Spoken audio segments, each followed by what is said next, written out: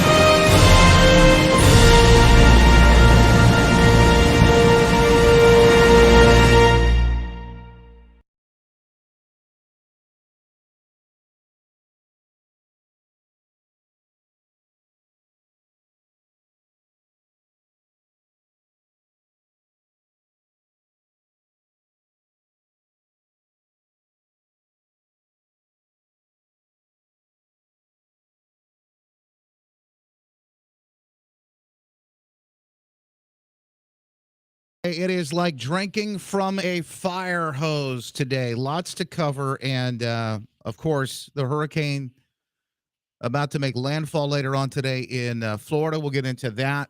We're praying for those folks down there. Tudor Dixon, big news, announcing a major plan for parents in schools. A bit of a parent's bill of rights. We'll explain what this looks like, what she talked about yesterday. You'll get all of that. And the man who shot that pro-lifer says, by the way, he's been identified. It was just an accident.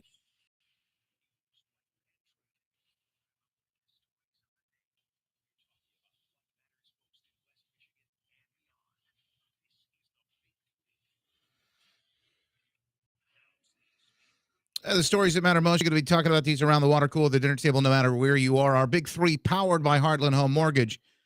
And whether you're looking to get that adjustable rate mortgage into a fixed rate, the time is running out, folks. You got to do the interest rates continue to tick up. You may want to get this done, or maybe you're looking at other creative ways to put more money back in your pocket. There are ways they can help you may not even considered yet. Call them today at 616-974-9105 or go online to hhmlending.com. Michigan Republican nominee for Governor Tudor Dixon unveiling her version of Florida's Parental Rights and Education Act Tuesday at the Michigan State Capitol. Dixon's plan, called Age Appropriate Classroom Instruction Act. The act would ban teachers from talking about sexual orientation or gender identity with kids K through 3. She said the proposal is not an anti-LGBTQ proposal, but it's only about getting kids back to basics who are still trying to learn the basics.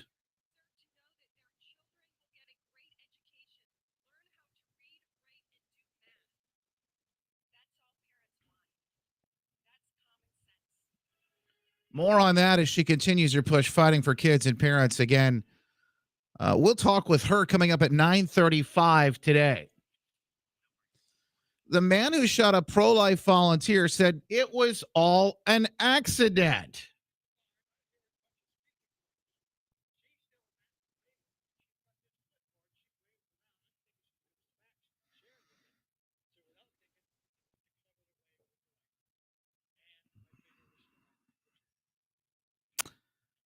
Yeah, I hit it about in here. Are you afraid you might be facing some charges? It's always possible. I mean, yeah, I shot somebody. He said he saw his wife arguing with a volunteer who was knocking on doors It's all he said, she said at this point. There's still been no charges filed. To imagine that you can shoot someone in the back of all places, and there have been no charges filed, no arrest taking place. It really has you scratching your head. More on this story as things continue to develop. We'll dig into that a little bit further as the show goes on. So stand by for that. More than 2.5 million people have been told to evacuate as Hurricane Ian moves toward Florida. Flooding and life-threatening storm surge are expected. Ian is strengthened to a Category 4 hurricane. Sustained winds 140 miles per hour, according to the National Hurricane Center yesterday. It's potentially that it could make landfall as a Category 5, but clearly this is a very powerful major hurricane that's going to have major impacts. Florida Governor Ron DeSantis talking about all the efforts going in to make sure that folks are safe and do evacuate there in Florida. Projections had that hurricane on track to hit there in the Tampa Bay area where I lived before coming to Michigan. And they joked about it for years. Oh, yeah, we never get a hurricane. Everybody talks about how it's going to happen and it never going to. They're going to get hit pretty hard, but it's not going to be a direct hit. That direct hit looks like it's going to be south in kind of in the Venice area. We have friends who just moved down there, moved to the free state of Florida, away from Whitmer and the rest of the evil trio. They went down there and they're getting baptized, not by fire, but by hurricane. And literally, they've gone to the other side of the state to take shelter. I know lots of folks in that path. Folks, we're praying for those people down in Florida and everyone in the path of that storm, that there would be no loss of life and that they've got enough time there to prepare. We'll continue to keep you updated with that as well coming up this morning on Wood Radio. All right, coming up, your chance to sound off as well. We're going to grab the phone line, 616-774-2424. You can sound off, of course, on the iHeartRadio app. Just click that microphone next to the talkback feature. It's really simple. Push the microphone and start yakking. You can sound off, rant, rave, ask questions, whatever you want to do. Coming up next, we'll give you a chance to do that. Plus, we're going to get into this story a little bit deeper, a little bit more in depth. There's a Rona report. You want one of this? I mean, there's a story about this Nord Stream 2 pipeline. Very few people are talking about. You want to know the truth on what happened? Lots of speculation on that. But major Rona report stories that are just getting buried. I'm sure it's just a coincidence they're being released as the news is flooded with the story of the hurricane and everything. Yeah. The CDC lifting major mask mandates all quietly as the news cycle swirls. Hurricane Ian. We'll talk about that coming up in just a moment, too. Stand by, folks. It's West Michigan Live. Your news from a trusted source. It's West Michigan Live with Justin Barkley on News Radio Wood 1300 and 106.9 FM. This is the Money Minute from Matson Financial Services. The economy is changing quickly this fall. Some of our West Michigan companies. All right, welcome in, folks. Lots to discuss today. Hang on one second. Hey, Joe, we may have, looks like on the hotline, we're probably going to have a guest here in just a moment, so just keep an eye on that if you could. Sorry you couldn't hear all the audio earlier. Let me just play some of it back for you. Let me play so you can hear. This was, and we'll play this again. Coming up in just a moment when we talk to her. But this was Tudor Dixon yesterday. Parents deserve to know that their children will get a great education, learn how to read, write, and do math. That's all parents want. That's common sense. Very interesting. Starting to land some blows. Land some blows. Well, why? Andy says, why can I not access Justin via Rumble as early as I can via Facebook? Good question. Maybe it just takes a little bit longer for Rumble to load up. Here's that guy again, the husband of the wife, the guy who shot the pro-lifer. I'm in the barn. I hear a bunch of screaming going on.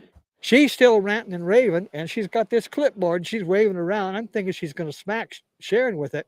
So without thinking, I went to club it away with the rifle.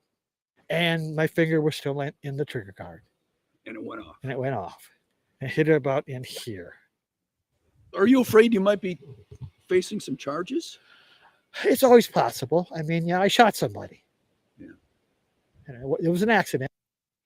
It was an accident, folks. The whole story, and you got to hear how Wood TV 8 presented it all. It's like It's like they're the victims. The man who shot someone is the victim. Look, I think there's a lot going on here. There's a little bit to unpack, and I'd like to do that here in just a little bit. So let me figure that out and see if I can do it. Folks watching on Rumble, I am switching things around. I think there was a bit of an issue. There's only looked like 15 viewers over there, and I think there may have been a problem with that stream this morning. So I'm just going to switch it around here and see if I can refresh it.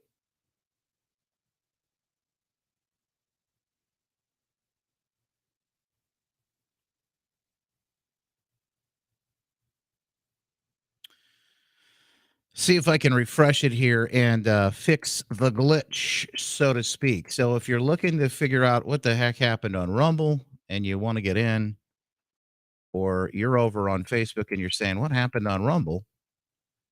I'll let you know momentarily. It looks like that glitch will be fixed. Stand by. Here we go. Back live on the air.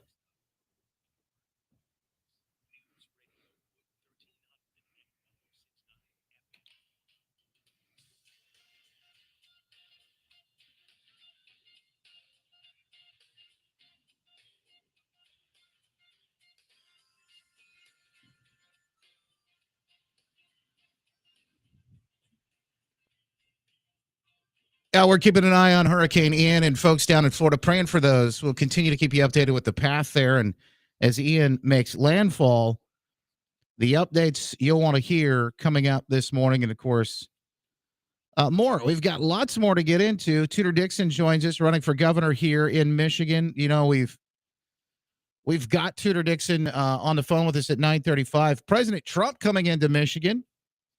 He'll be here Saturday for a big rally. In fact, we'll be talking about that coming up in moments. But, you know, the interesting thing is I start to see the shift that's happening here. It's not just Michigan, but it's all throughout the entire country. You're watching the polling, and they talk about this red wave and what it might look like.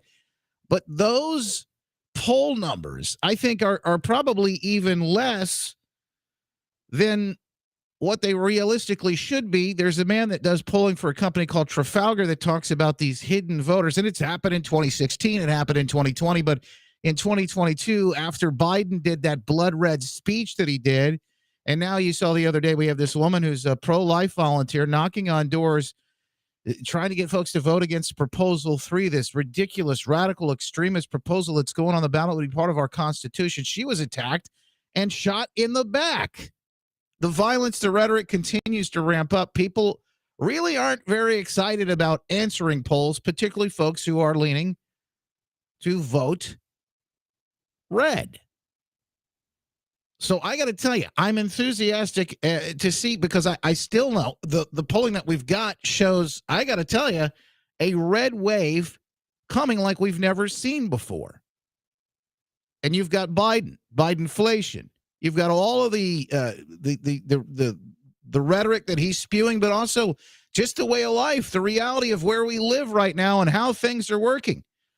Well, let's be honest, they're not working. In fact, a Michigan woman fed up with Bidenflation. She says it's too much. These prices are ridiculous. She goes to the grocery store and can't afford anything. We're inside the Kroger store in Grosse Pointe on this evening. The store itself, it's busy. But you may notice inside this store and your local grocery store that some of the store shelves may be bare. There's a reason why. Food items are now in short supply. And the items that could be hard to get this fall and winter include corn, baby formula, ketchup, beer, popcorn, bread, turkey, and mustard. Not only that, but food prices continue to rise.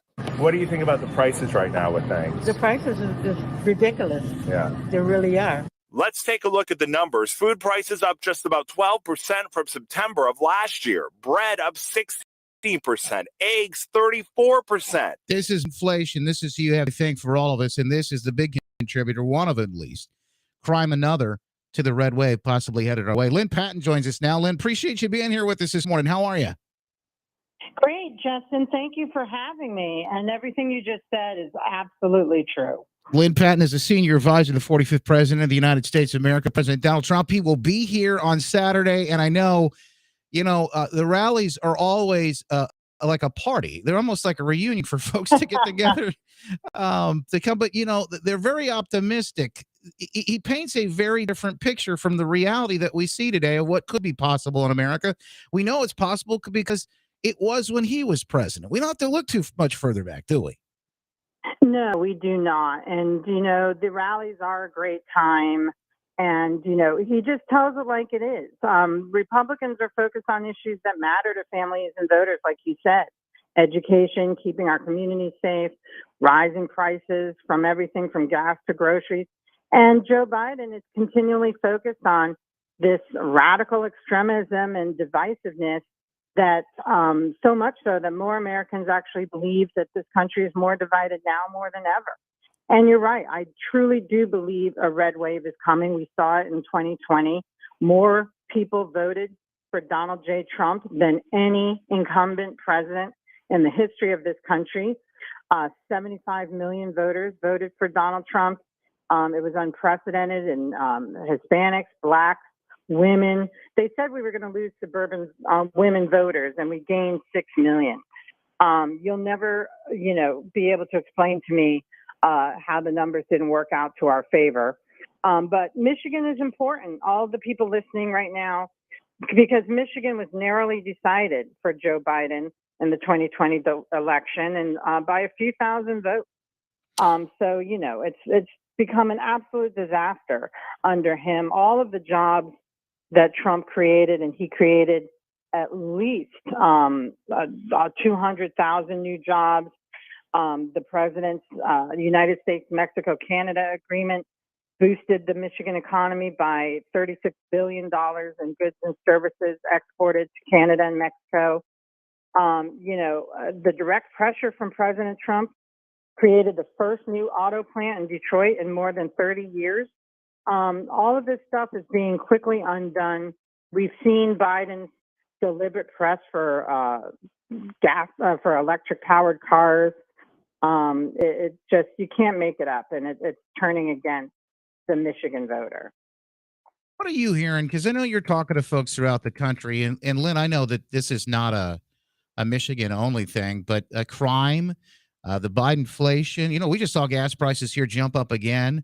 And Biden has done everything he can to bring these prices lower and lower. First, he told us that he couldn't control the gas prices, and then he starts selling. Then he starts selling off our national strategic, all of that reserve. This is supposed to be used for military. This is supposed to be used for emergencies. He's using it to score political points. And I know President Trump had that at the highest it's ever been. Well, now gas prices have jumped up to $4.19 a gallon. And we know they're going to slingshot even higher after this election. Trump had our national gas reserves at the highest they've ever been for the lowest cost they've ever had. I believe we filled it, I kid you not, at $18 a barrel, which is what oil was under President Trump. It's now, they're celebrating that it's come below $100 a barrel under Biden. But like you said, gas is still over $2 higher than it was under Trump. Biden said he had no control over gas prices, but we all saw the arc begin the moment he took office and canceled all the pipelines. What did he think was going to happen? And, as President Trump has told me, there's no way it's not deliberate. You really, truly cannot be this incompetent. It is a deliberate push. And, Buttigieg himself has actually flipped up and admitted it, that it's a deliberate push towards green energy, towards, obviously electric cars.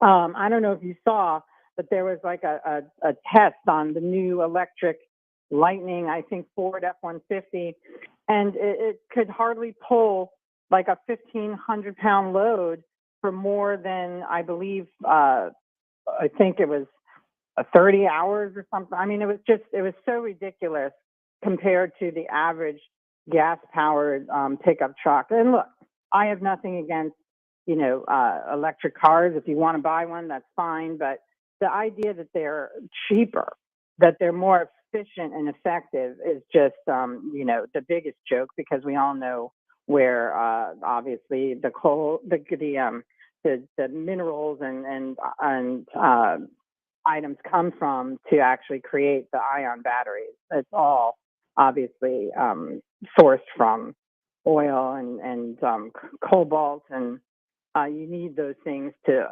generate, everything that I think goes in. I think 500 tons into one lithium battery for one electric car.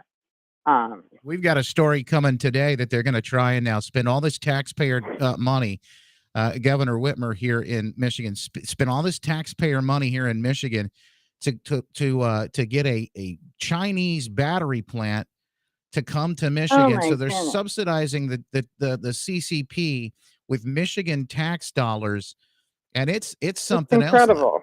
Yeah. Yeah, and electricity is generated from fossil fuel. I think we all saw that viral clip where the vice president, I believe, of General Motors said that the electricity was coming from the building. I mean, it's just insane. You can't make it up. It's powered by oil, gas, coal, water, compared to a fraction that's powered by wind and solar. So it's just really not making sense. I live in New York, where crime has surged nearly tenfold. I believe shootings in my state have skyrocketed over 358% since Biden took office.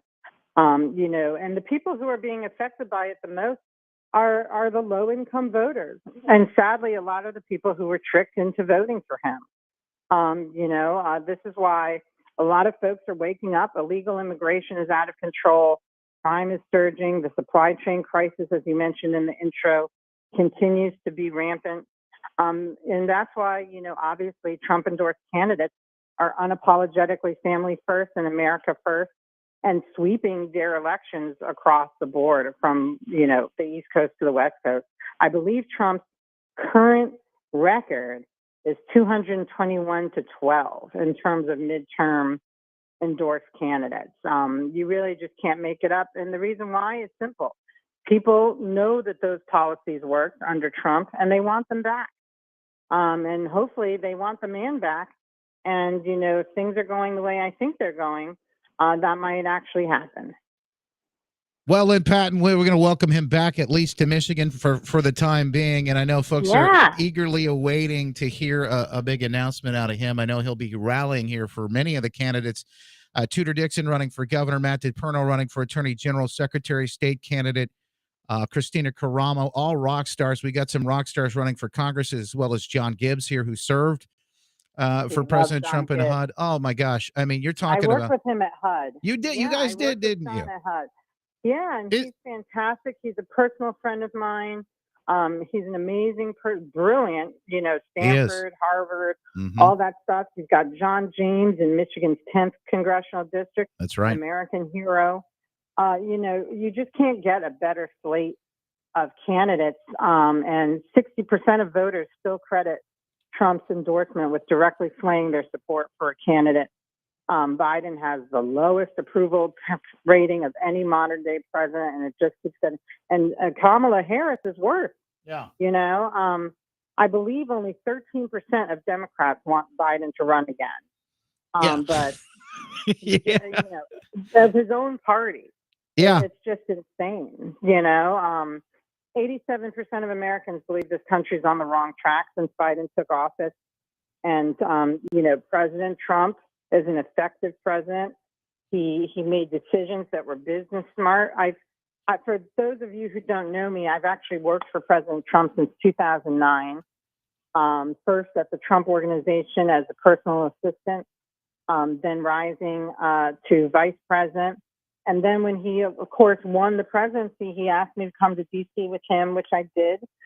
And that's where I decided to work for Secretary Carson so that I could be the eyes and ears of this great man someplace where he couldn't be.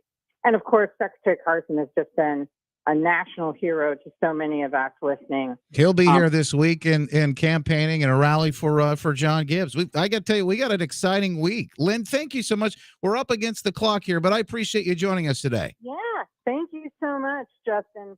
Great job. And anybody who wants to go to the rally, DonaldJTrump.com. There you go, Lynn Patton. Thank you so much. Folks getting those tickets and getting in line so they can get there this weekend. Donald Trump, President Trump making the appearance this weekend, Saturday here, the east side of the state. If you want to get those tickets, get online and get them today.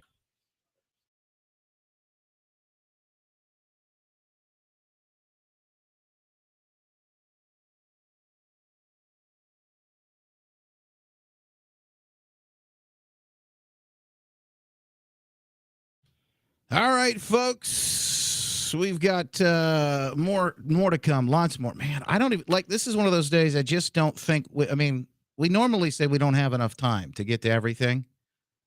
We literally don't have nearly enough time to get to it all and break it all down today. I'm going to do my best. I promise you that. I do my best. But we lots of ground to cover here. Lots of ground to cover. Let's see. Let me say good morning to a few folks. How did Rumble shake out? Is Rumble any better now? Oh, looks like it is. All right, Rumblers. Sorry for the issue this morning. Nancy, good to see you. Mary Kay, Faye, Legacy, Critter Dunn, Lady Blah Blah, Vicky, Jay Gladson, Charmaine. Appreciate y'all being here with us. So say hi to the folks over on Facebook as well. Yeah, sorry about that, Greta. So I don't know if you've made your way out. Looks like Rumble is up now. Melissa, good to see you. Good morning. Bill, Dana, Nick, Keith, Cherry, Jess. Lots of comments there from the beginning about Rumble ain't working. Hopefully we got it squared away for you. Josh, Tanya, R. Reagan, Charmaine, Balent, Jim, or is it Ballant? What am I saying? Am I saying that right? Over on Getter, lots of folks are watching as well. Okay.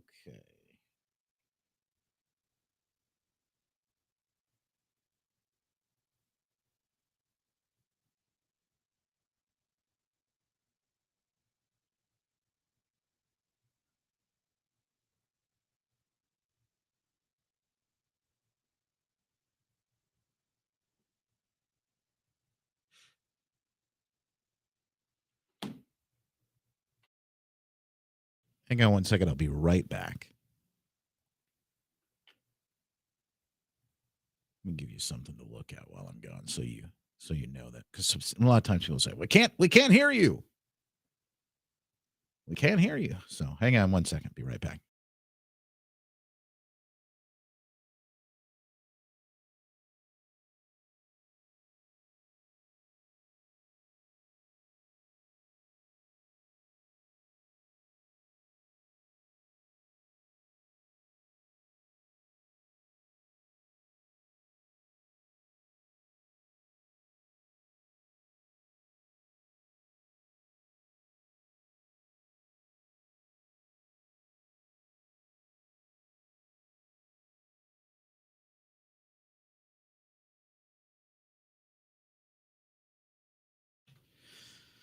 All right, folks. I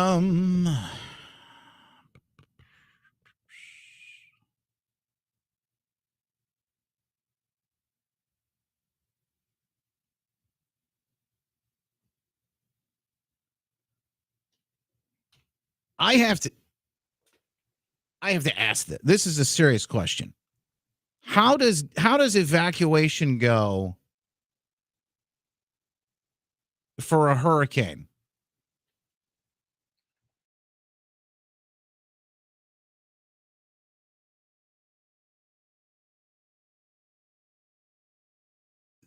When you have an electric vehicle or a fleet of them on the road? Now, this is a serious question. I've got some smarty pants on Twitter sending me pictures of destroyed gas stations and damage, etc. I said, how does it go with an electric vehicle? And this guy says, about the same as with the gas vehicle. No, that's not true. If you are trying to get out of Dodge, you can get gas. And by the way, you can fill up and get the gas and get going and continue on the road. If you're trying to get out of the hurricanes, you're trying to get up north or out inland, whatever you're trying to do, you can do that with gas and then fill up and keep moving with those Teslas or with the whatever electric vehicle. It doesn't matter. I like Teslas. It wouldn't be my only vehicle, but I would like one. I think they're kind of neat. I like the tech in them. I think that's neat. But for all of us and to only run on electric, you've got these cars that are going to be stuck on a road. What about here in the wintertime? You got these massive snowstorms and ice storms and things that are coming. You're going to get stuck. You're going to end up with frozen people on a highway. I mean,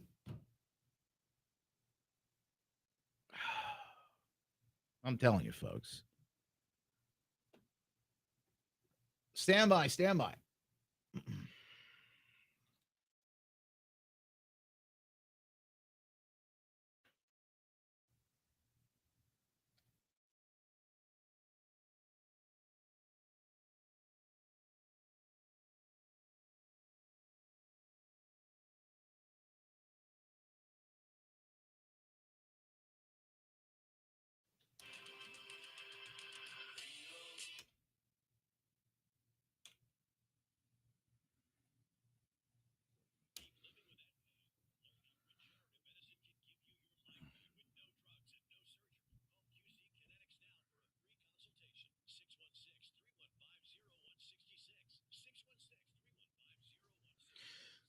Michelle says 75 was backed up with people trying to get out days ago. Yeah.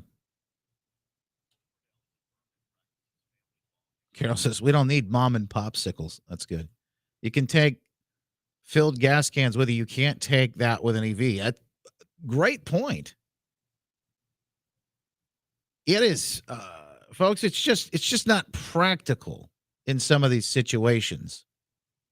Stand by. Back on the air here in just a moment.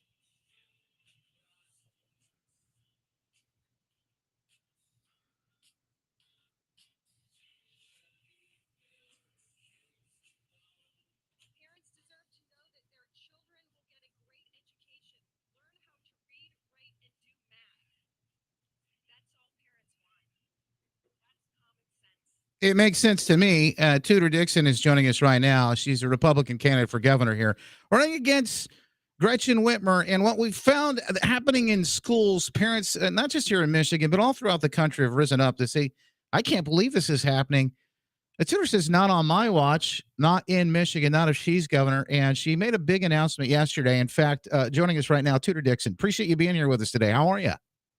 Great. Thank you for having me. So this is very similar to what Governor Ron DeSantis has done down in Florida, putting the foot down and saying, look, we're just not, parents, we're not going to allow this type of thing to happen with our kids in schools. In fact, I thought you made a great point yesterday during the announcement there at the Capitol, that but between these early stages, kids are learning to read, and then afterwards they're reading to learn. And if we don't get this early stage right, particularly where we teach them how to read, give them the basics, and that's part of your pitch is being back to basics. If we don't get this right, I mean, we're in a really bad place, not to mention all of the things, the very sad things that we see with mental health and issues that we see happening with our kids these days. So can you outline this parental rights plan that you have that you want folks to know about today?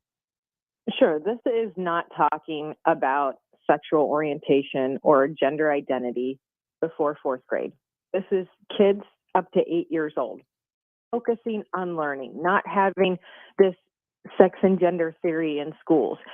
And it should be common sense. I mean, it really is common sense to think that in those years, it's critical to focus on those skills that set kids up for life. Your math backs, your reading ability, your ability to write and learn letters.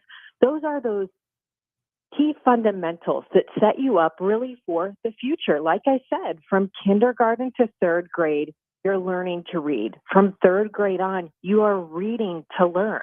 If you miss that crucial step, you cannot move forward. And we're robbing our kids of an education. And so even for parents, and I've had parents tell me this, even for parents who say, well, that's not my child's situation. My child is learning to read. They say, but if the neighboring child is not, if the neighboring school is letting our kids down, what is the future of the state for my child? Because I want my child to stay here and have good jobs. But if the rating of our schools is down, we're not going to get the good businesses. We're not going to get the good careers. We're not going to have safe cities. The whole foundation crumbles, which means the rest of the state is going to be in trouble. That's why this is so key to focus on these early skills that are critical to making sure these students have a good future. Tudor Dixon, I know you're getting a lot of support. In fact, there were parents around you again yesterday, along with legislators who are backing this plan. One of those parents was Stephanie Boone, who's from here in West Michigan. We know Stephanie well. She's got a number of kids, so she's really got an up close personal look at all of this. In fact, she had a really interesting personal story herself, where police came to the school and took her child, who was just trying to learn, and brought that child home. And all these things that are happening, swirling in the background of the last couple of years, boy, they still leave a little bit of an aftertaste, don't they? That's the thing that I think people are really trying to get across when I go across the state. We're not out of this. The pain that we suffered through is the ripple effect of that is just now hitting. And so you have an opportunity to give parents a voice. I mean, for me, it's great because I am a parent who went out there and said, parents need a voice.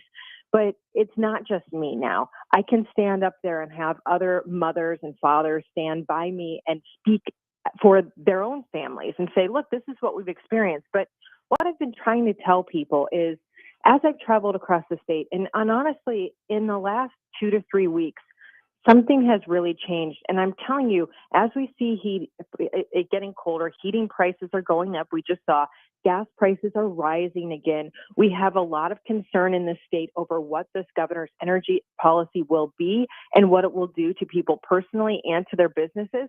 I have now had people, yesterday is a perfect example. A woman came up to me in a coffee shop. She said, can I shake your hand? Of course. She just immediately burst into tears and she said, you got to get us out of this. We can't go through this again. Our kids can't go through this again.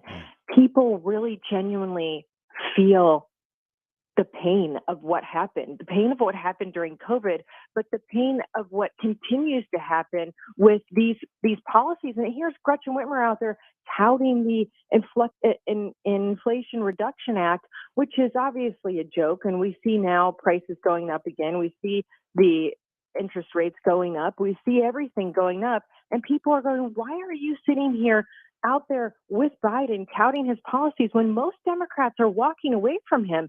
But we know what she wants. She wants these policies. She wants to be as far left as possible. She believes that she can turn the country into a far left country and go to Washington, D.C. and hold a position there. And worst of all, it could be that she's trying to run for president. And we believe that she is. She can't even run the state. And she was a failure before the debacle of the last couple of years. And she's just failed all the way up. To think that she could be president of the United States of America is absolutely frightening. That's part of our duty, I think, here in Michigan, is to stop her in her tracks now. We can't let this get any further for our state, but for also the rest of the country. I know you're hearing from parents about all of these things, a number of issues, not just the schools, but the crime. It's a whole nother issue. In fact, we were just talking about that. And another piece of audio we had from a report on the other side of the state in Detroit, from a Kroger, where a woman said these prices are ridiculous, talking about how much she's having to pay for food. And people are having to make tough decisions right now, trying to decide between gas and groceries. And parents should never have to be in that spot, to think that we've got a governor in Whitmer who wants to shut down Line 5. We're looking at these things that are major issues. You just talked about those things as well. But Bidenflation is a real thing, and it's hurting people. It's hitting us right where we are right now. All along, we see now also these crazy kind of backroom deals being done. Whitmer wants to take our tax dollars instead of giving them back to us. We have a surplus, right? We could do something like that. No. She wants to take our tax dollars and give them to a Chinese company to make batteries for electric vehicles. Subsidizing the Chinese Communist Party should not be how our tax dollars are used here in Michigan. I don't care who you are or how you vote. I don't think anybody believes that's a good idea. Incentives, 30 years of tax breaks for the Chinese to come into the state of Michigan? Absolutely not. That is not. We have so many businesses here that want to expand, that want to do something. I mean, we have $1 billion worth of development on the lakeshore in Muskegon that is on hold right now because her agencies will not allow them to build. These are jobs. This is building. This is going to be retail space. These are going to be great careers for people that she has on hold. Our own people are on hold. 3,000 jobs in Muskegon at a casino that she just let disappear. She just threw that away. But she's going to give money to the Chinese. This is what she's doing. She's having a Chinese company come in from China. How can she tell us that there's not going to be any of the Chinese government's influence over here? We haven't heard anything. Oftentimes these deals are cloaked in secrecy. All we know is that this Chinese company is coming in. And meanwhile, we've seen her throw away 3,000 jobs in Muskegon, throw away billions of dollars worth of development, and have all of our Michiganders on hold. This is outrageous. And I want to go to something else you brought up, because you brought up crime. And she keeps saying that she doesn't like this violent rhetoric and all of these political lies and whatnot. She puts out commercials every single day that are filled with lies, filled with hate. She puts out these commercials saying that I want to put these people in jail, which is a lie. None of that has ever been said. I've never said any of that.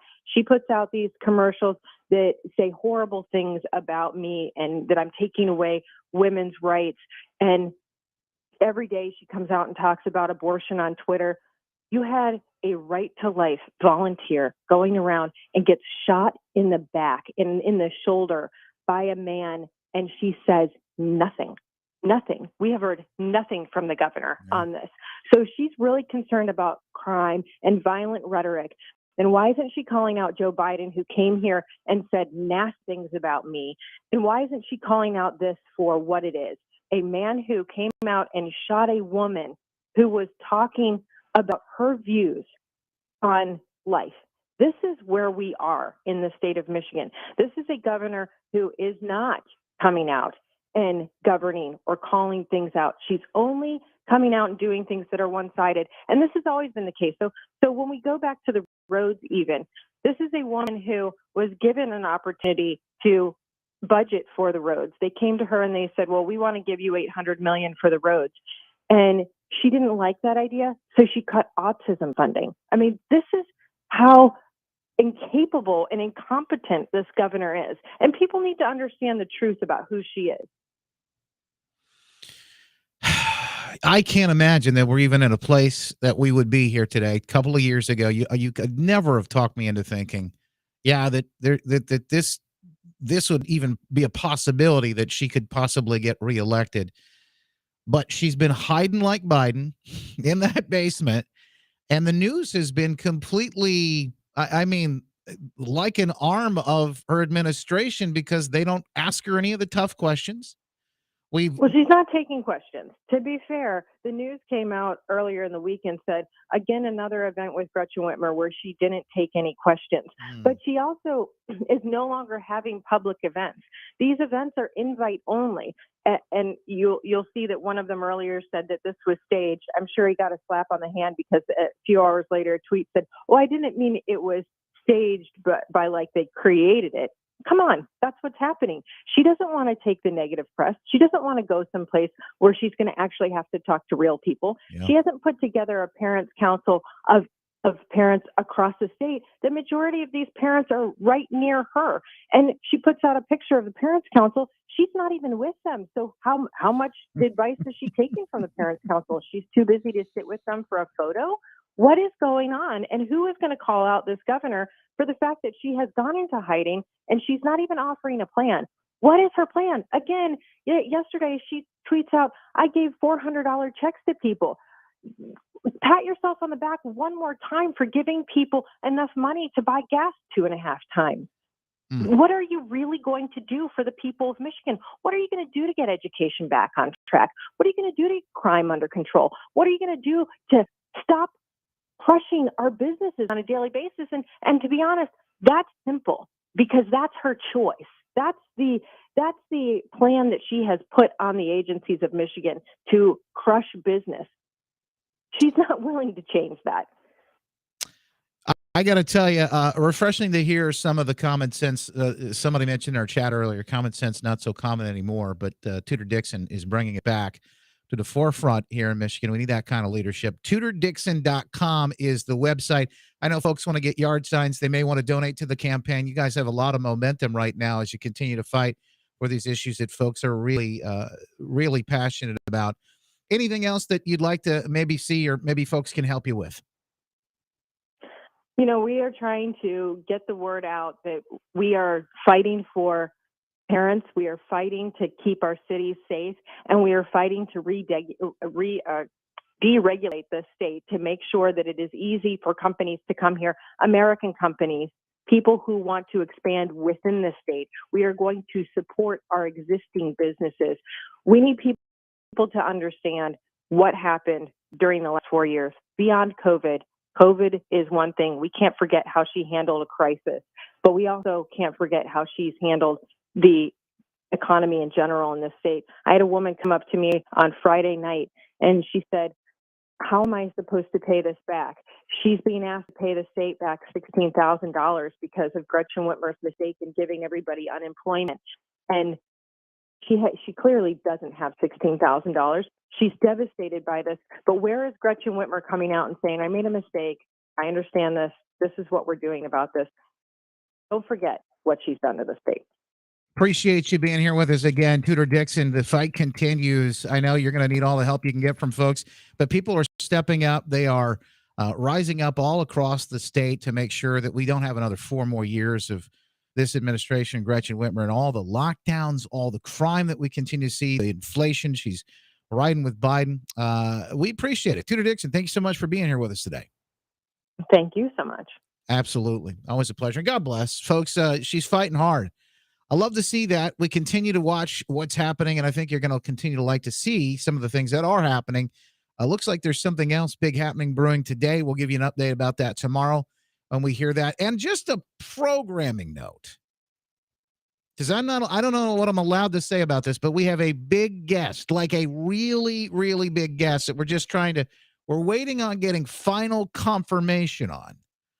But we have a really big guest lined up for tomorrow. Looks like it'll be about 9:35. I mean, big, as in huge. A huge guest.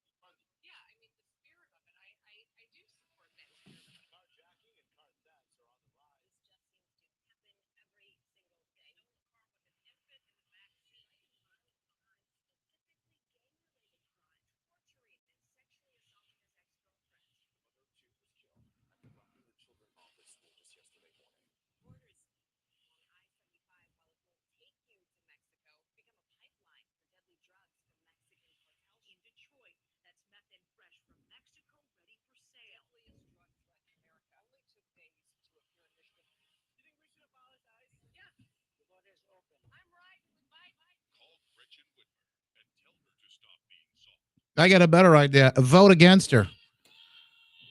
Vote for Tudor Dixon. How about that? I love that ad that was put out by the Michigan GOP. I had to play a little bit of that for you so you could see that. You want to see the video? We put it up on the stack. over at justinbarkley.com. Lots coming up. We got a jam-packed after show, runner report, and more. We'll get to all of it, plus an update on Hurricane Ian after this.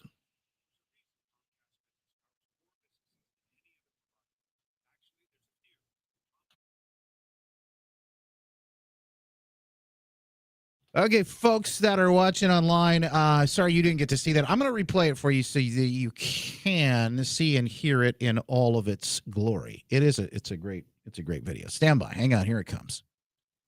We will make Michigan a place where people come for opportunity.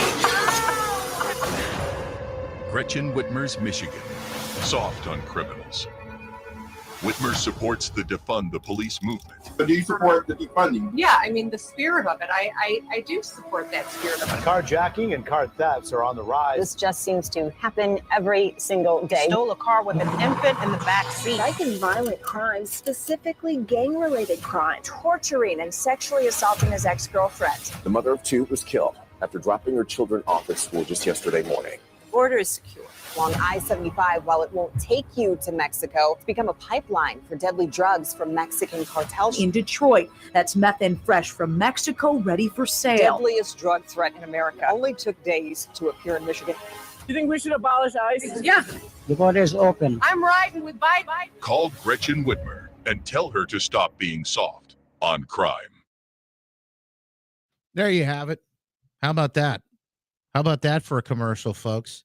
I'll post that up so you can get it too. I've actually retweeted it over on Twitter, so if you want to go grab it right now, you can. We will share that with people so that they can see it. Stuff needs to go viral. Needs to go viral.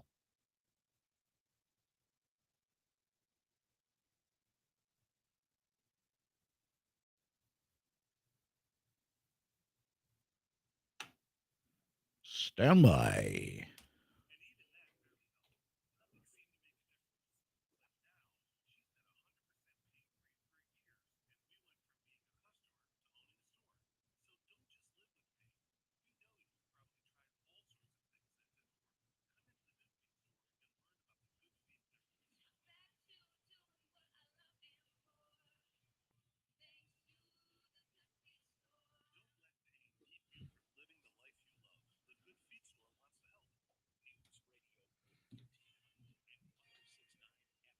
We got a jam-packed after show still to come, folks. Lots to cover. We're going to get to all of that on the way. Appreciate you taking the time to be with us. As always, want to thank one of our big sponsors today, the newest of the new, Mentality, the folks there. Guys, if you're feeling low energy, motivation, weight gain, muscle loss, fatigue, any of those things, irritability, anxiety, depression, it might be your testosterone levels. Men, I'm talking to you. You know, you're in your middle ages. You're thinking to yourself, things have kind of changed and not necessarily performing the same levels that I'd like to be. To be the best father you can in the home, the best husband, and show up and the best provider by showing up as the best you're created to be there at work. You got to make sure you're performing at your best. The truth is the enemy's low testosterone in a lot of cases because of environment, diet, and all the stress and the things that are added into it. These days, it may not be your fault, but you can get tested and get results, get a solution today. The folks at Mentality, a local healthcare facility specifically dedicated to bringing and helping men feel and perform at their very best. Check out Mentality today. Go to lowtusa.com. That's low T, the letter T, USA.com. lowtusa.com today. After show firing up, coming up next. And again, tomorrow, jam-packed, huge guest. Still waiting on major confirmation for this. We'll get the final and let you know. It looks like 9:35 be the slot for that tomorrow. Make it a great day, folks. God bless.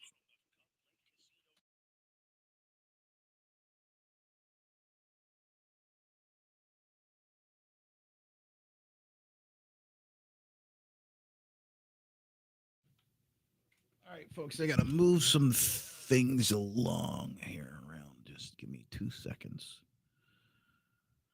And wait a second. Let me do this. All right. Boom, boom, boom. Okay.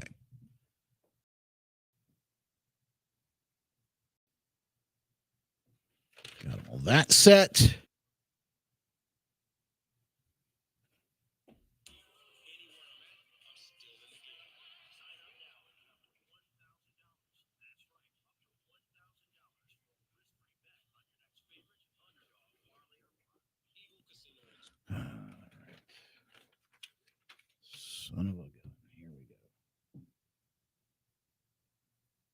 All right.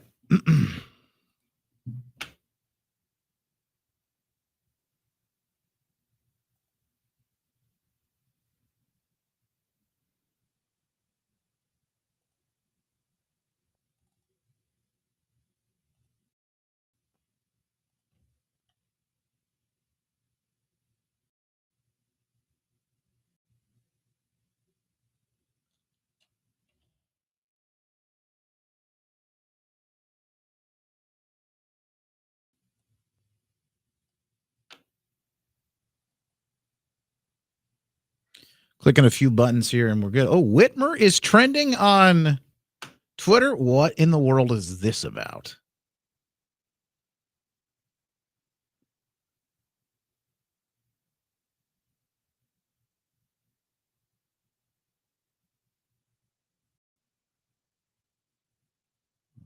Nothing.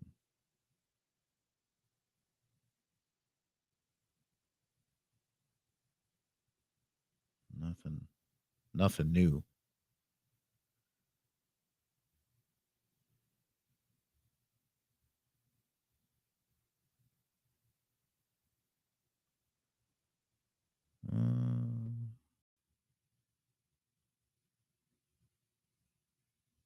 Yep, nothing new here. I'm not seeing anything.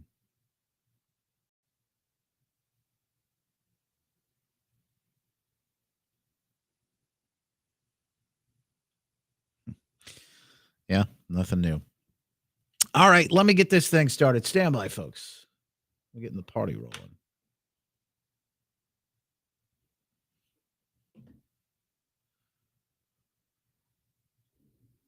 Getting the party rolling.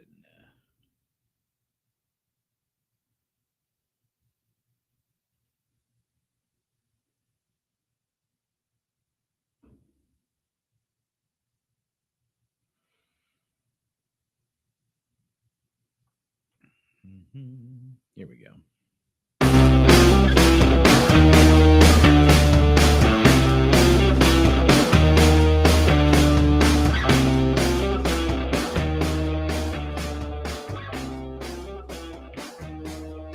Welcome into the after show. It's the show after the show. That's why we call it the after show. Yes. See what we did there? Very creative stuff, folks. Never a dull moment here. What? Somebody just walking down the fire escape here. You see outside the window. Wait a second. What the heck is going on out there? Like I said, never a dull moment. Never a dull moment. I love it. Lots to cover today yet. I listen, I've got this whole pipeline thing. I don't know if you've been paying attention to this, but this pipeline thing is serious business. They are now saying that Russia blew up its own pipeline. I mean, you that's a pipe dream. You couldn't make this stuff up. It's just ridiculous. It's wacky. None of that could be possibly real. I want to start with this story. The man who shot a pro-life volunteer and how the news covered it. Like I said, I didn't have the time to get to all of this today, but the man who shot a pro-life volunteer and how the news covered it. We were told we don't know who this guy is. We have no idea. We don't know what happened. It's all just a mystery. Well, I heard this story last week. Tuesday, Wednesday. I didn't report on it because I didn't see any news coverage of it, so I didn't know, like, what are the details, what are the specifics? And there goes another person walking up and down the freaking... They, like, got a backpack on.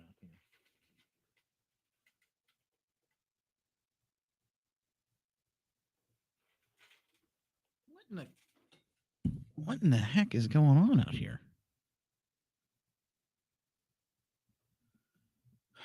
I don't know. Should I just assume they're okay to be here? I mean, let me show you if I don't know if you can see. See that window over there? You probably can't see because it's so bright.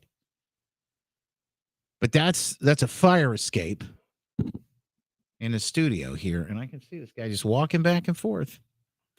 You think I should go check it out? Sir, what the heck are you doing out here? It's very strange. Hey, Joe, there's somebody out walking on the fire escape. Can you go ask Allie, or see if anybody knows what's going on? Like, if that guy's supposed to be there, or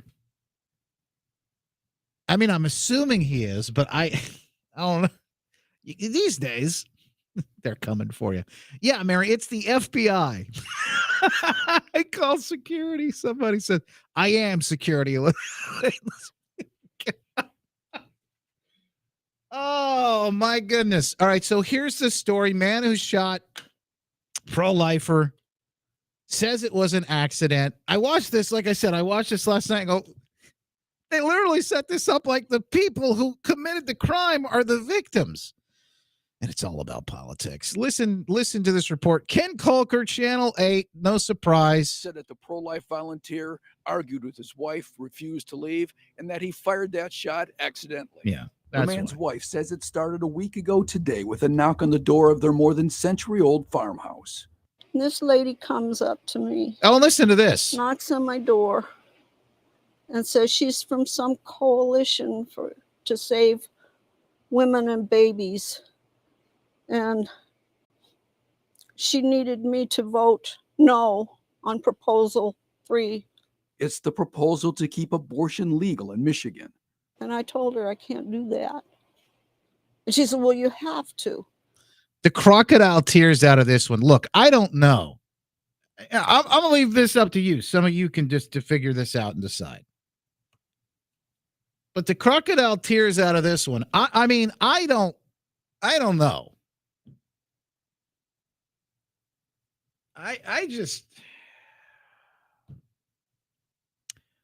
I'm sure this wasn't a pleasant experience for anybody.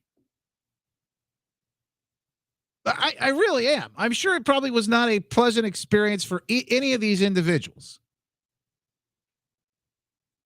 But this story, I don't know if I'm buying it all. And I says, no, I don't. It's not going to happen. I told her, I says, that I'd had a 4.5-month tubal pregnancy. And she says, well, you survived, didn't you? Sharon Harvey says the tubal pregnancy in 1971 required surgery and nearly killed her. The argument, she says, was on. By the way, this is completely false, and they want you to think about this. That's why they're reporting it this way. That's not an abortion. When it comes to the life of the mother, this is a completely different situation. They want you to think that these are things that you're going to kill people unless we're allowed to kill babies on demand. By the way, this thing isn't just about abortion. The truth about Proposal 3 is just absolutely, it's evil. Don't forget, they shot an 83-year-old woman. An 83-year-old woman. She would not take the fact that I was going to vote yes on Proposal 3 as an answer. She didn't care. She didn't care. I told her, I says, women are going to die. I nearly died. She says, well, you didn't, did you? I says, you need to go. Just go. She says, I have a right to be here. No, you don't. You need to go. You need to go now. Get off my property. She says the woman ignored at least a dozen warnings to leave. And it got louder and louder. My husband was in the barn and he heard it. I'm in the barn. I hear a bunch of screaming going on.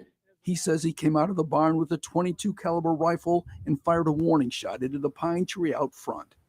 She's still ranting and raving, and she's got this clipboard. She's waving around. I'm thinking she's going to smack Sharon with it. So without thinking, I went to club it away with the rifle. And my finger was still in the trigger guard. And it went off. And it went off. And hit her about in here. The victim volunteers for Right to Life, which says the woman was peaceful and was walking away when she was shot in the back. She drove herself to a nearby police department. I believe in your right to defend yourself and your property. You don't do that by shooting someone in the back. That's not how this works. I'm telling you, if I was out anywhere and I was going to defend my family, even shooting somebody in the back, they're going to have questions about that. Why? Politics. It always comes down to politics. If you have the right politics, you can do anything you want. Doesn't matter. You get the wrong politics, look out. And is recovering. Michigan State Police are investigating. Are you afraid you might be facing some charges? It's always possible. I mean, yeah, I shot somebody. Yeah. And it was an accident. The Ionia County prosecutor says Accident. he's still waiting for state police reports before deciding on whether to file charges. In Ionia County, Ken Kolker, News 8. There you go. It was an accident. The only thing they needed to make this report, just step it up a notch. The only thing they need is a little piano music underneath it. Little sad piano music.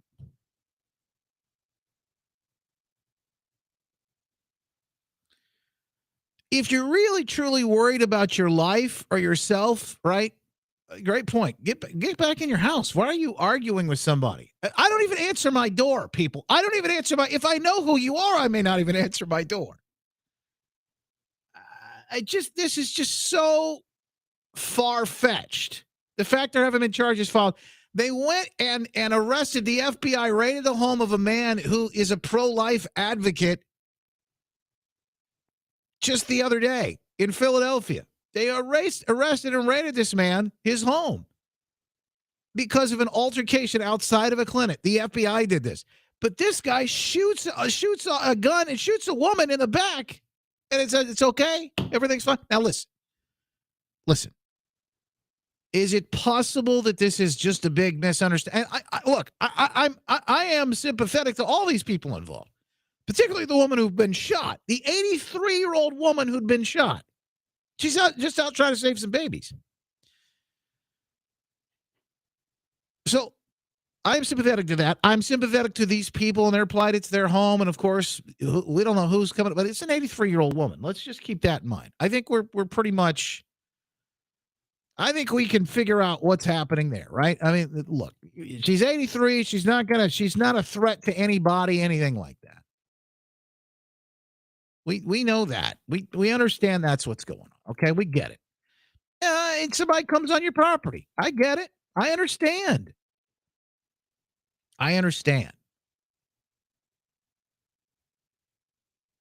But at the end of the day, this is something that we still, I think, folks need to. We've got so much rhetoric. We got Biden over here on the left with this blood red speech talking about MAGA this, MAGA that, and your threats to democracy. People are so ramped up. We got a governor here and her cronies, the Secretary of State, and of course the Attorney General. They won't condemn any of this. They won't come down and say, "Look, this is wrong."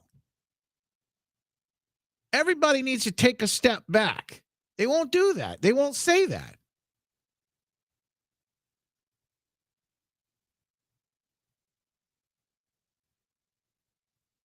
Now, this guy, I don't know if you caught it, but he had a hat on. So I don't know who he is exactly. I don't know what's going on.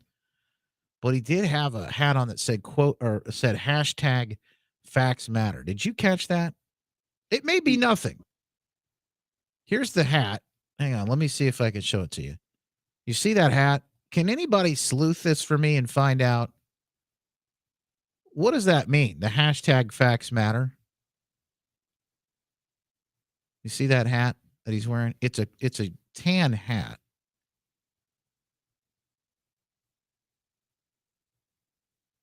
I've done a little bit of looking here, and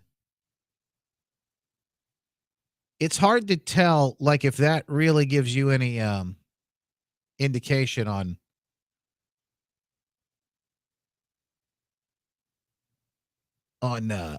politics or anything else. But I did think that was interesting to note. It was a Facts Matter hat. Hashtag Facts Matter.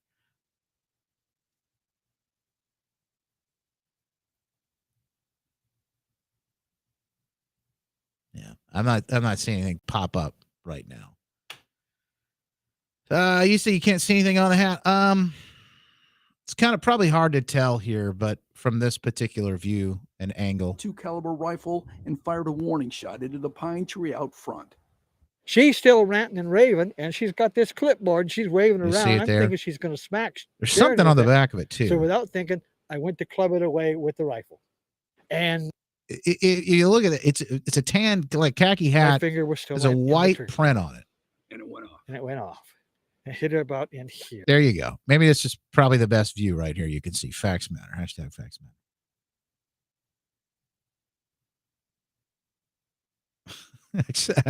If these facts don't matter to this guy, I don't know. I don't know. But the problem is here, it's he said, she said, and at the end of the day, this woman has a bullet in her back. Firing a warning shot is also not a good idea. I'm not an attorney, but I don't think that's legal. We're told not to do that when you take your concealed carry class.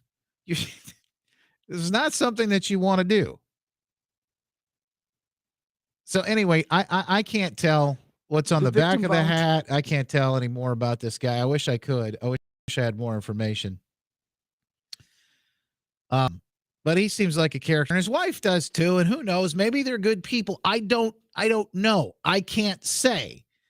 But the facts are this: we have an 83-year-old pro-life volunteer knocking on doors. There's an argument,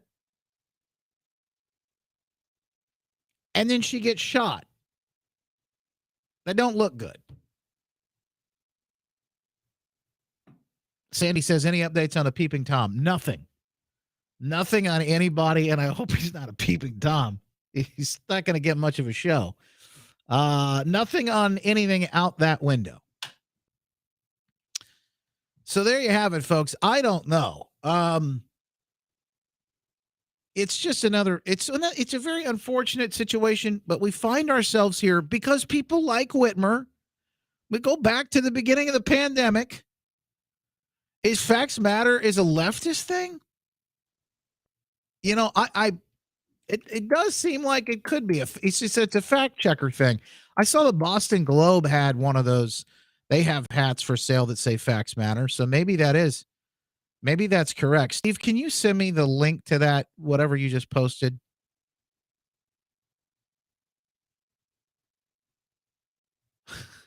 Pinch, these comments in the chatter. They're always fun. That's all I can say. I don't know I don't have all the facts, so that's why I can't come fully with my judgment. Benjamin says you're too nice.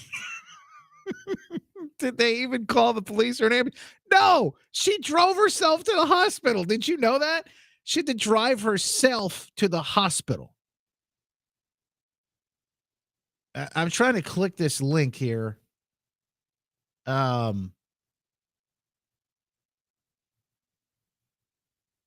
This Twitter Facts Matter link, Steve, but if you can send me a message with that in it, maybe I can get it. Maybe I can try and pull it up here. We could do some more sleuthing.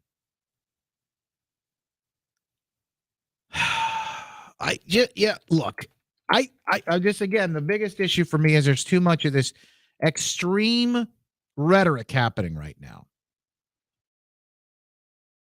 We'll just put it into Twitter and see what it comes up. Let me see. Hashtag Facts Matter.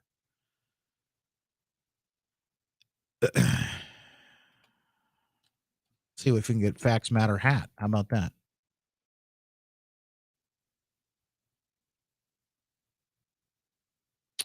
No, nothing coming up for me. But it is. It's a big. Looks like it's a big Democrat thing, big liberal thing. Facts Matter. I don't know. I can't tell. I was trying to get some information on who this guy is and what exactly might be happening. But yes, I'm.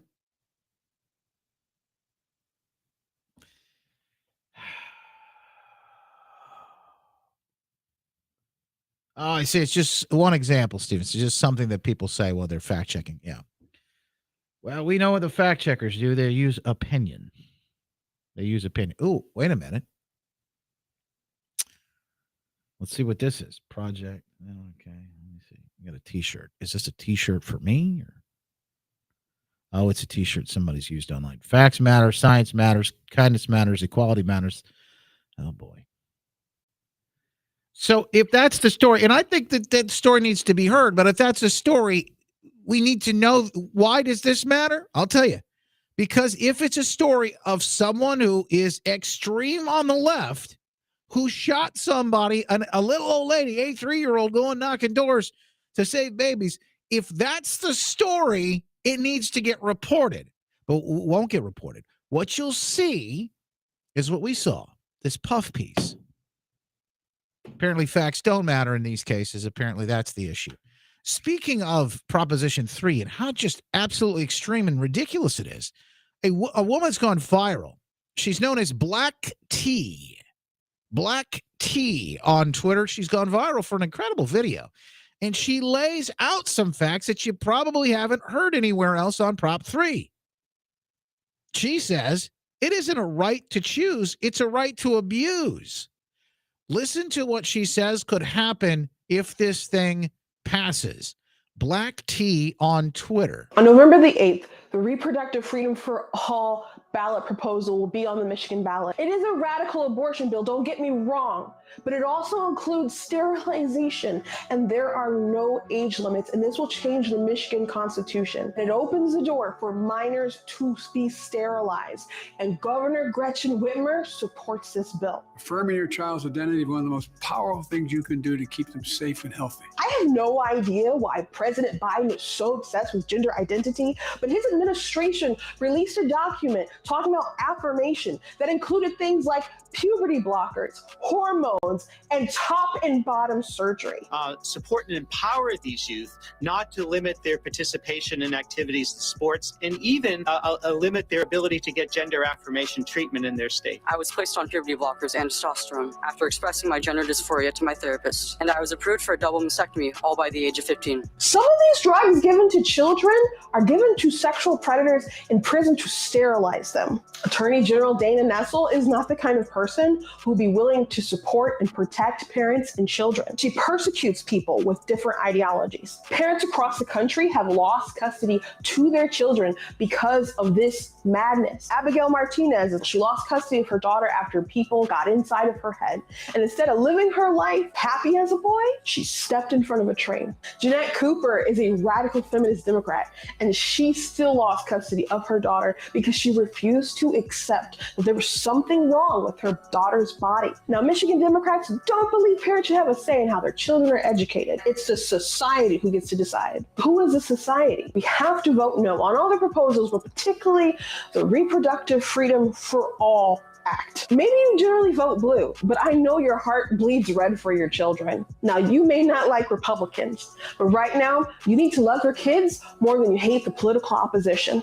So don't allow these people to change our Michigan Constitution to hurt our kids. And before anyone says this is an exaggeration, she's making all this up, ask them why they wanted to change the Michigan Constitution and didn't include any safeguards.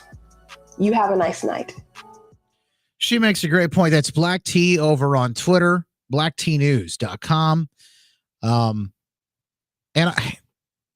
thing about Proposition 3 is they're pushing it as an abortion prop, but it's not. There is so much more inside, very deep inside of it. And you wonder, why would those folks want sterilization? Why would they want things like that to happen? Denise wants to know how you can share it. I shared it over on Twitter. You can go find it there. I'll have it on the stack today, which is where I put all the updates. The stack is at justinbarclay.com. And anything that you get, stories, videos, links to things that I mentioned on the show is already up. In fact, it's already up right now on Locals. Forwarders, I put the show prep. So this is what I'm looking at, what I'm thinking about during the day. This is probably a good time to do this, right? Show you what that looks like over on Locals. So you can see that. In fact, right now we're getting the live stream, Locals live stream chat is up right now. So you can send me a message directly. But you'll see an article like this over on Locals and you go to justinbarclay.com/locals. If you're a member, you can click and watch or look at all of the things that I'm looking at, right, for the day. You got my big three in here. the Rona Report stories, and some of the links and things that I'm looking at. So this is done before the show comes on. So you'll be able to look at any of those things. If you support us over on Locals, there's $7 a month to support. In fact, you can get a full year's annual membership. You can get 2 weeks or 2 months free, rather. A full 2 months free. But here's the links. Here's the stories, the Rona Report. Here's the big three. This is today's show prep. You'll see that here, show prep 98. So you'll be able to get to see all of those things. Plus, I got my audio book on there. Always your support helps and goes a long way. Keeps the show on the air, keeps things rolling. Your support helps us get the word out about it all. I appreciate you. Thank you for supporting, by the way. Did I see Ladina became a supporter yesterday? My goodness. Thank you for your support, Ladina. You're always awesome. I got a special treat for you, too. I got something special for you.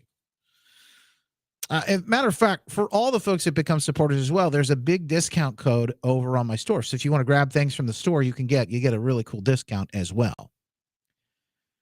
So maybe it's time, since we've worked through some of these things, maybe it's time to talk about the pipeline. I got Rona Report, I got pipeline, which is it's kind of conspiracy talk, but it's good stuff.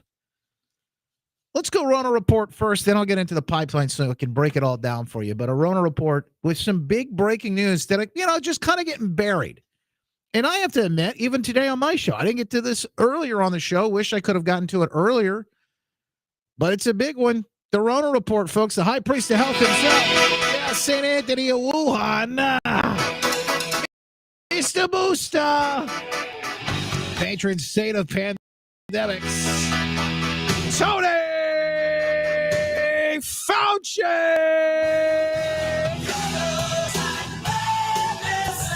Yeah, here he is, ladies and gentlemen. Little Tony Fauci. With the China virus, it's from China. It could be problematic. That's the thing about the China virus. You just never know. All right, so the story is a couple of big ones. The CDC, would you like this one first? The CDC and their big new announcement, or would you like this one? If you're a conspiracy theorist and you're a tinfoil hat wearing conspiracy theorist like me, and you've got your tinfoil hat at the ready and ready to put it on as we speak, you might want to whip that thing out. Might want to just go ahead and whip it out.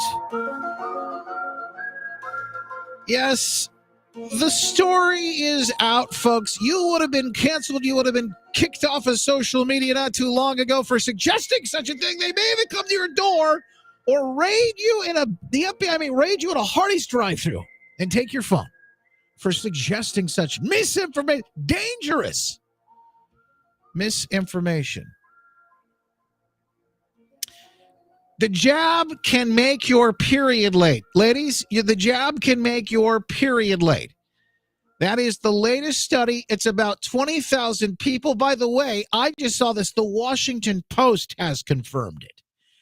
So we've gone mainstream now when the Washington Post has now confirmed the conspiracy theory that you would have, like I said, you would have been locked away. You would have been locked away. They would have thrown you in the gulag. But the jab can now make your periods official. This was not true a year ago or more. But the jab can now make your period late, according to the latest New York Times talking about this as well. Now, they say it's temporary. It's just temporary, folks. But the new study showing that the jab can actually make your... I don't know about you, but I just don't think I'd want to mess with that.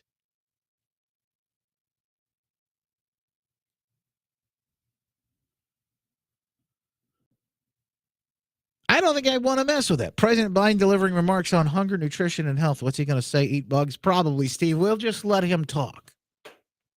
He can ramble. We'll pull up the clips afterwards. Got a hurricane barreling down, and he wants to talk about hunger, nutrition, and health as he shuts down anybody's ability to eat because of Bidenflation. He caused it. He's caused the issues. So, all right, conspiracy theories, are you following along? Now the bar has been moved to that it's temporary, but it can alter your menstrual cycle. Another year or two, you'll find out you've been completely sterilized. Who knows? I don't know. I'm just saying, like, why would anyone take a chance? Well, here's the worst thing. They knew this, and they never came out with it. They knew this because they had anecdotal evidence, but they had lots of women coming out and saying, wait a minute, there's something weird happened. People have talked. Yes, Dr. Cheryl Penny, she came out and talked about this. Many people have talked about it. The Epic Times says a study shows that the jab can make women's periods last longer. Coming months after another paper found the shots are linked to increased menstrual bleeding. Have you heard the stories about seniors, women who are menopausal but getting periods for the first time in decades? Have you heard this story? Sterilization, miscarriages. I mean, yeah, these are all part of it. But folks, you're just one of those wacky conspiracy theorists.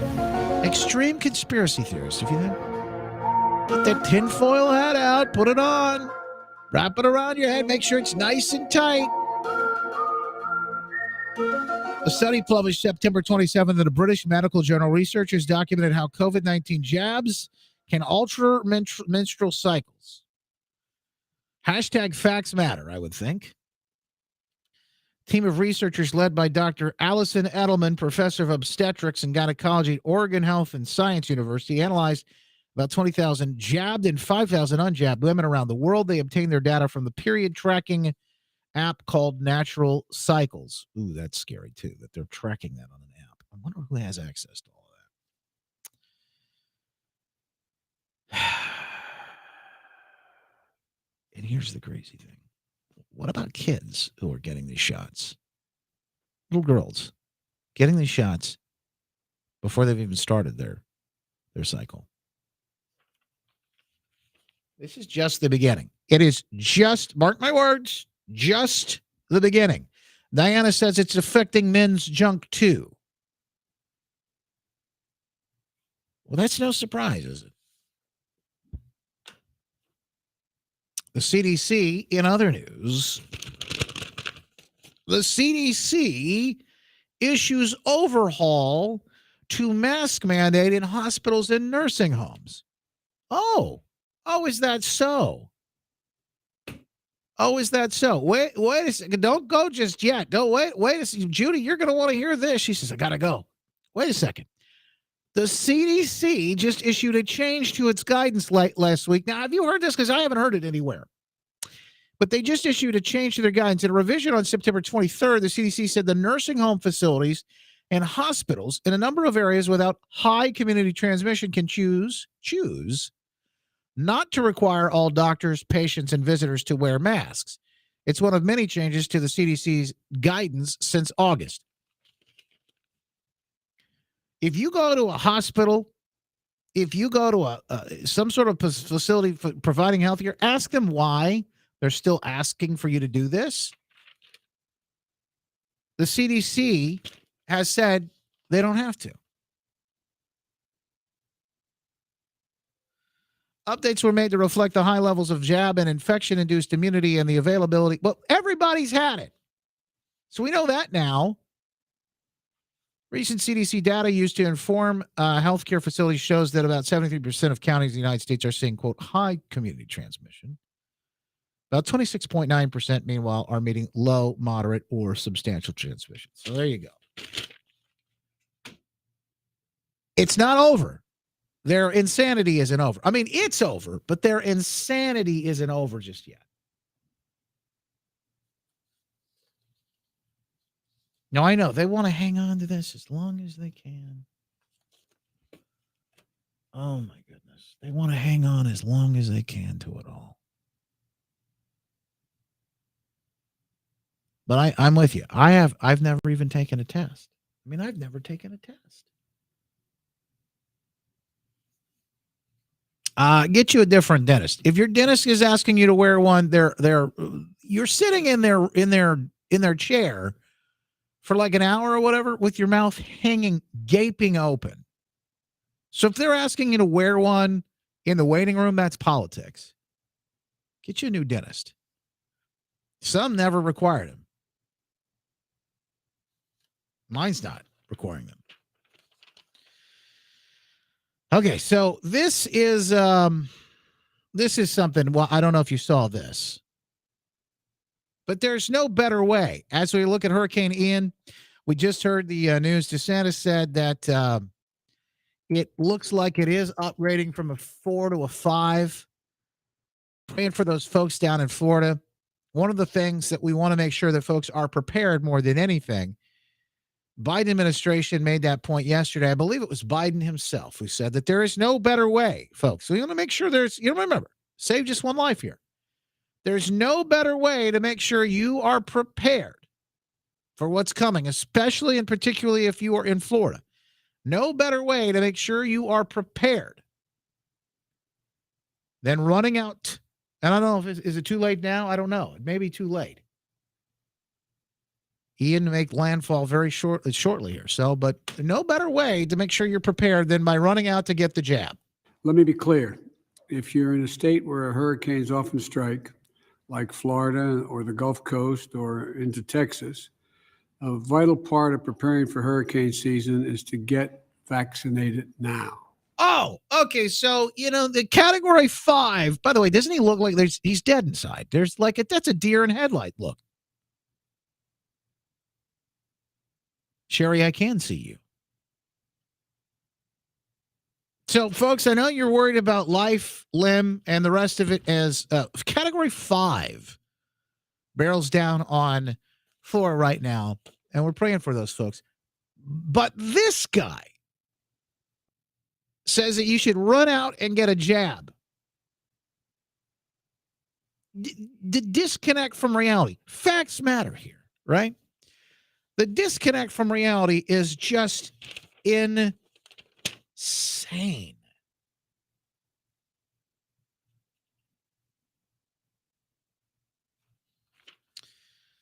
There is I got another Biden clip for you, but there is another strange story that's kind of circulating right now. It's not being talked a lot about, but have you seen the pipeline? They said that Russia blew up their own pipeline. I've tried to run it through, I don't know how many I can't get it to make sense.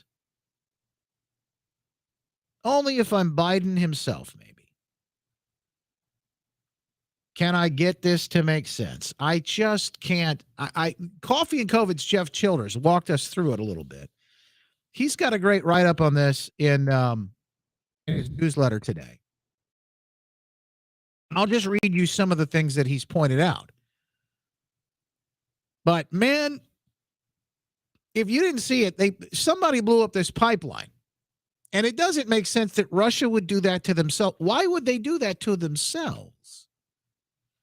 He calls it international whodunit, fraught with nuclear possibilities. Let's do some sleuthing. It's World War Clue, he said. The crime yesterday deep in the Baltic Sea in NATO-controlled waters. Both of Russia's natural gas pipelines were blown up at depths of 70 to 90 meters, about 300 feet deep, far deeper than scuba divers can go. So nobody has taken credit for it so far. What is obviously a well-planned, perfectly executed, deeply resourced terrorist attack, or so it seems.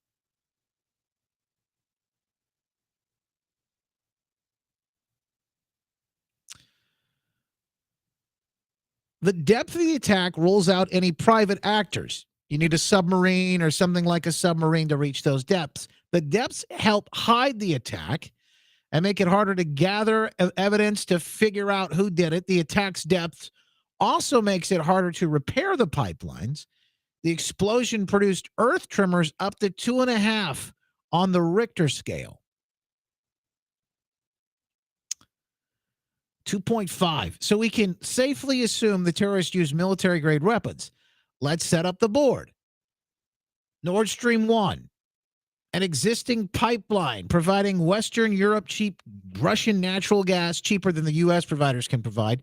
Germany in particular relies on Nord Stream 1. Now, famous video shows President Trump trying to convince laughing Germans to buy U.S. natural gas, ironically arguing the Russians could cut off their supply in the event of a war. Nord Stream 2, a new pipeline allowing Russian to send even cheaper gas to Western Europe because the gas doesn't go through Ukrainian or Polish territorial areas, so Russia would not have to pay transit fees to keep to those countries to keep the gas flowing. Russia just recently completed Nord Stream 2 in the face of massive opposition from Ukraine, Poland, and USA. U.S. sanctions have prevented the new pipeline from opening so far. Russia has recently been throttling back Europe's Nord Stream 1 gas supply while telling the Europeans that it can immediately flood both pipelines if Germany will just drop its sanctions. Germany has been hedging its bets, keeping some options open just in case, and maybe getting a little wobbly on the whole sanctions thing lately. The day before the attacks, Germans demanded an end to sanctions. This is a picture, by the way, from Twitter that shows Germans in the streets demanding their government stop sanctioning Russia so they can get the gas flowing again and have access to cheap gas, so these people don't freeze during the wintertime.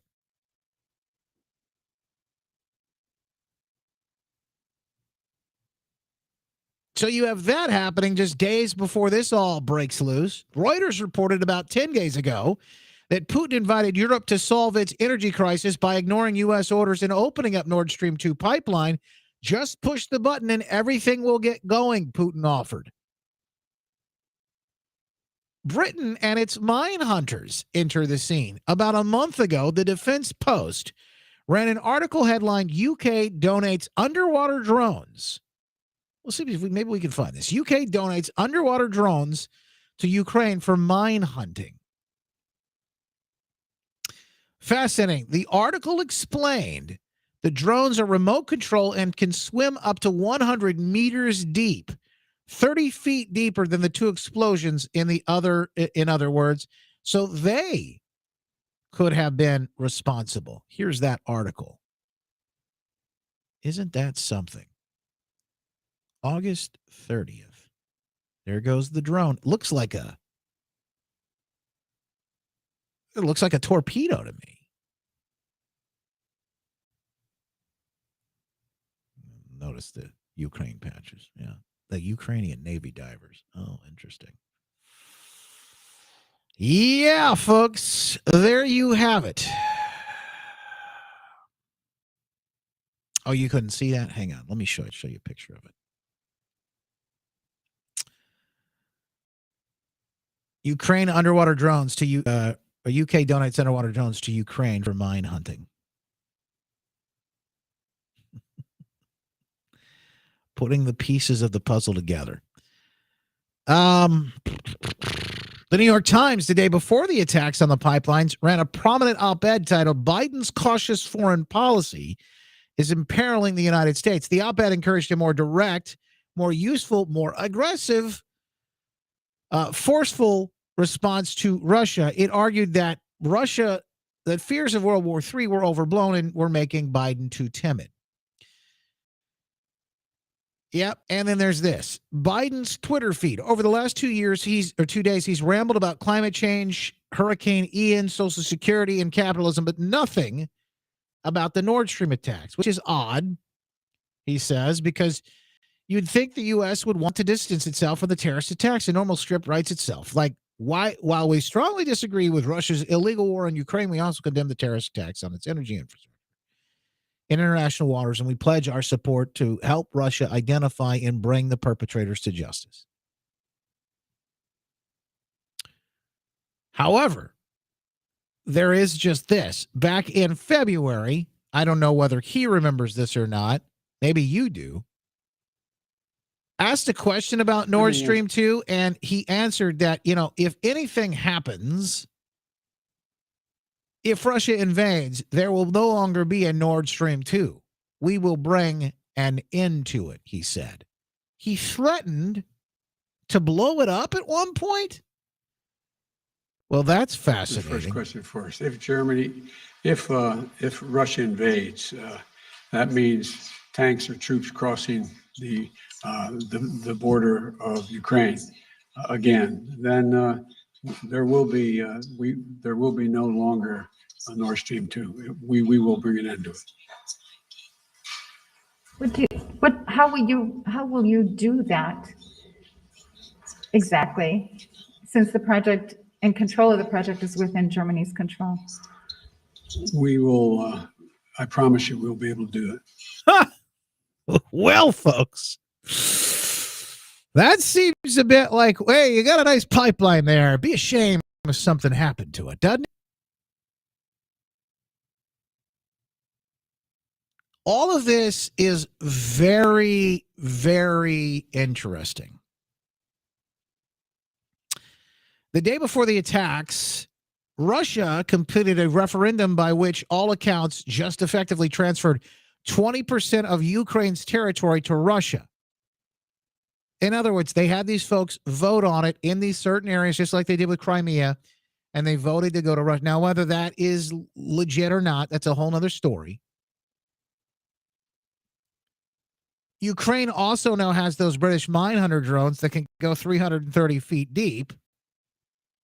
Might be really dangerous if, say, Ukraine had a larger ally to help rig a couple of mine hunters for detonation and point out exactly where the pipelines are. He makes a great point. It's not a new idea. Back in 2015, the Pipeline Journal ran an article headline, "Explosive-Laden Drone Found Near Nord Stream Pipeline." The article said the Swedish military successfully cleared a remote-operated vehicle, a drone, rigged with explosives near the Nord Stream natural gas offshore pipeline system. 2015, the Obama administration. The drone's nation of origin was never determined for some reason. Poland, which stands to lose substantial transit revenues it receives from Russia if Nord Stream 2 goes live, encouraged the U.S. to destroy the pipeline last month. Poland's president, Duda, exhorted last month that we, quote, cannot return to normal business with Russia. A change in policy in the West is not just a complete termination of Nord Stream 2, but also the liquidation, complete dismantling of the stream. Complete dismantling, liquidation of the stream. Sounds about right. The pipes are full of water now, and last I checked, water was a liquid. Poland has been hosting the U.S. most important military base, the base that is staging the American support of the Ukraine war. Right after the attack, influential Polish MEP and staunch U.S. ally Radek Sikorski thanked the United States right over a picture of the attack. This is on Twitter. This is incredible. He thanked the USA. Look at it. Look at this. Look at this picture. This is the oil, the natural gas bubbling up to the surface. And he says, "Thank you, USA." Some strange stuff is happening behind the scenes here, folks. And again, you're not going to hear about this anyway. I missed this on the nightly news. I must have missed this on the nightly news, folks.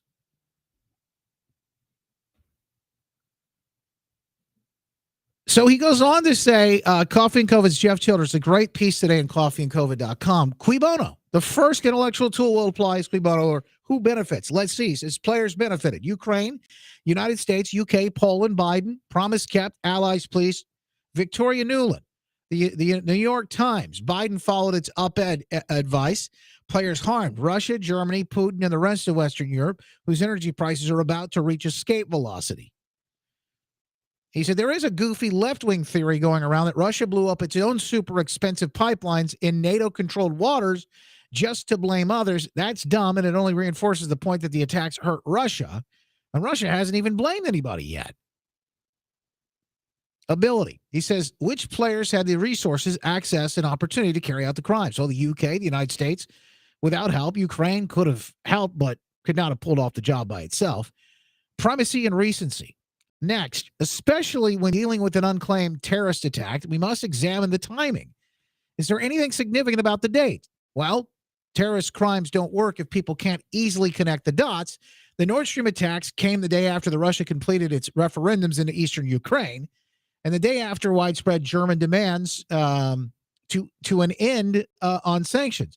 Also yesterday, quite fortuitously and coincidentally, Poland and Denmark opened their own brand new underwater pipeline, bringing Norwegian gas to the Netherlands and Europe. This is part of the ceremony there that took place to celebrate the Baltic pipeline launch. Now, why didn't the Russians blow that thing up too? I mean, they got there blowing up pipelines. Why didn't they blow that up too? He goes on to talk about the corporate media narrative can tell us a lot. He says, and in this case, corporate media is downplaying its reporting of the attacks. The Wall Street Journal this morning doesn't even have a headline about them, relegating the story to a bullet sub-headline, which reads, Nord Stream leaks spur scramble to protect Europe's energy infrastructure. Oh, the leaks. The leaks. Given all the facts, the players, the weapons, what do you think? Who killed the Nord Stream pipelines? We don't know a lot yet. But one thing is certain, he goes on to say, Russia will retaliate. It practically has to discourage further attacks. Russia can do the same analysis that we can, much better, in fact. There are even more public details that he left out, he said, due to space considerations, because they're redundant to what we already know. Details that Russia will certainly consider. Whoever did it, the attacks were a gigantic, poorly considered, reckless escalation. The U.S. and other countries like Poland have their own vulnerable underwater assets. One in particular, the transatlantic internet cable. Seems like a very attractive target if Russia ever decided the U.S. was involved somehow. There you have it, folks. In a continual escalation of these things. The other thing I don't get, and again, this is just me over here trying to apply common sense, logic, critical thinking skills. But the other thing I don't get is these people are telling us every day how important the environment is. And we've got to be very careful about climate change. Well, you know, natural gas, that's methane, that's cow farts. We're told that we can't even eat meat because of cow farts, yet they have all of these cow farts just blowing into the ocean somewhere.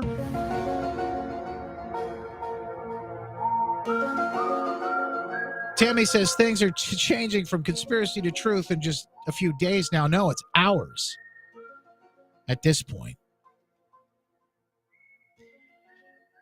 I'm praying for folks around the world, particularly Florida. We're watching that Hurricane Ian. We'll have the latest on that. Again, I cannot tell you this for certain, but I will tell you that we have a major guest lined up for tomorrow. We're just awaiting final confirmation, probably about 9:35 Eastern. A major guest, a guest so big, the only word that can be used to describe him would be huge. Never had this guest on before. Really looking forward to it. This guest will be in Michigan this weekend. So it should be a jam-packed show. Very exciting show tomorrow. Want to let you know. And here's what I need. As soon as I get confirmation, I'm going to blast out some information about that, and I need you to help me spread the word. So please be watching on our Facebook page. If you haven't already done so yet, make sure you send me a text, because I will send this information out and everything that we need to get shared. Send me a text message. 616-636-1676. Not Mike Lindell. I can confirm it is not Mike Lindell. So please help me spread the word. I appreciate that. And I'm going to send you, graphics. I'll send you, pictures and things like that to share with people so that they know. Spread the word. Share those all over social media. I'll get that all out to you and let you know as soon as I know. As soon as I have all of the information, the I's dotted, the T's crossed, and all of this. I'm still just waiting on the final, very final confirmation on it all. I want to thank one of our sponsors today, folks. The folks at PatriotSwitch.com, helping make the switch on a daily basis. Over 2 million monthly shoppers have already made the switch. We've talked about this before, but you haven't done this yet. It's time. Quit supporting the big box stores, those woke conglomerates. They just want the worst for America. Time to think America first. Patriot-owned, family, manufactured right here in the USA. Supporting jobs. No mainstream advertising at all, so you won't have to worry about. I don't know, every time I give $1 to these guys, they give $1 to mainstream media, the fake news, and the rest of them. No, make the switch today. When you do, you'll go to PatriotSwitch.com. You'll put in your name and your phone number. When you do, you'll get all the information about how we're making the difference in making the switch. We love it. We've been doing this since, February? We couldn't be happier. PatriotSwitch.com. Thanks to the folks at PatriotSwitch.com for making a difference in helping us on a daily basis support this program.